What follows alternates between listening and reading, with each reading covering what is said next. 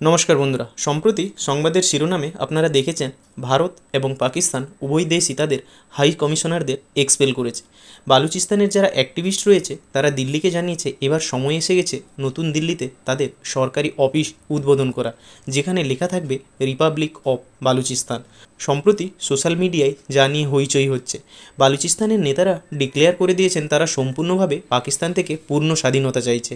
এখানে একটি নাম আপনাদের জানা উচিত, আর সেই নাম হলো মীর ইয়ার বালুচ। তিনি একজন রাইটার, তার সঙ্গে একজন বালুচ প্রদেশের অধিকার রক্ষার একজন অ্যাডভোকেটও, যিনি এর আগে বহুবার সোশ্যাল মিডিয়ার মাধ্যমে পাকিস্তানের সরকারের বিরুদ্ধে প্রতিবাদ জানিয়েছেন এবং 9 মে যিনি ডিক্লেয়ার করেছেন বালুচিস্তান সম্পূর্ণভাবে পাকিস্তান থেকে সম্পূর্ণ স্বাধীনতা পেয়েছে।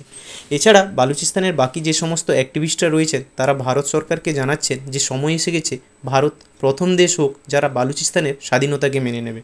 এবার চলুন দেখে নেওয়া যাক বালুচিস্তানের ম্যাপকে। বিশ্ব মানচিত্রে বালুচিস্তান ম্যাপের দিকে তাকালে দেখতে পাওয়া যাবে যে ইরান ও আফগানিস্তানের কিছু অংশ এই ম্যাপের মধ্যে রয়েছে।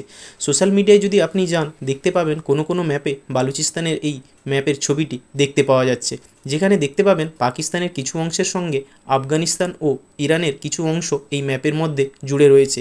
এখানে একটা জিনিস জানা দরকার, বালুচ হলো একটি এথনিসিটি। সহজ ভাষায় বলতে গেলে বহু সংখ্যক মানুষের একটি গোষ্ঠীকে বোঝায়।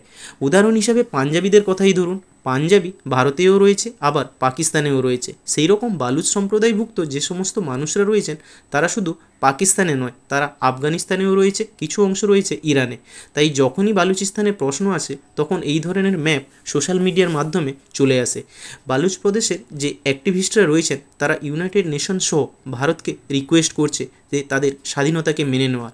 এই টুইটটাই দেখুন, বলছে যে এ possible announcement should be done at the collapse of the terrorist Pakistan is near.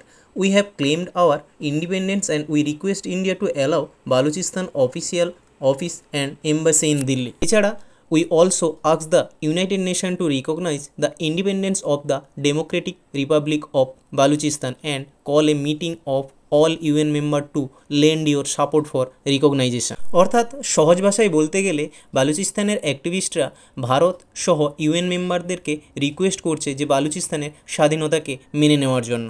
এখন একটাই প্রশ্ন, ভারতের কি এই বালুচিস্তানের স্বাধীনতাকে সাপোর্ট করা উচিত? কি মনে হয় আপনাদের? কমেন্টের মাধ্যমে অবশ্যই জানাবেন। আর ভিডিওটি যদি ভালো লেগে থাকে তাহলে লাইক ও শেয়ার করতে ভুলবেন না কিন্তু। ধন্যবাদ।